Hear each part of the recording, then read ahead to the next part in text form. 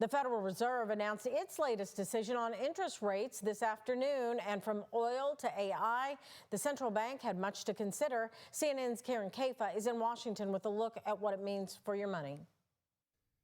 The Federal Reserve's latest decision on interest rates Wednesday came amid a cloudy economic picture. The committee remains resolute.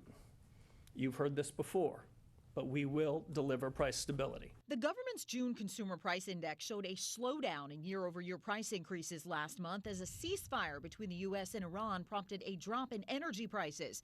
But tensions have flared again, and oil prices pressed above $100 for a time again last week.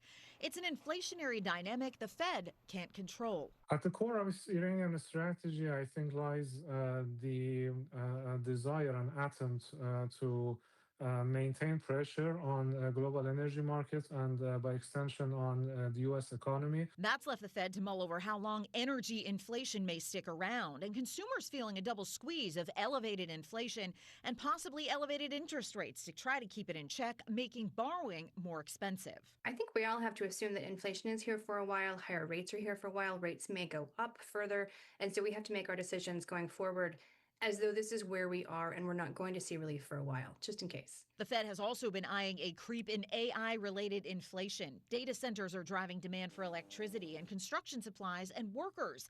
And a surge in demand for memory chips is making consumer electronics more pricey. In Washington, I'm Karen Kafa. And while some economists say a rate hike is needed, the Fed tries to steer clear of changing rates around election time, and a hike in the next couple of months could have an impact for Republicans, as the president has called for rates to come down.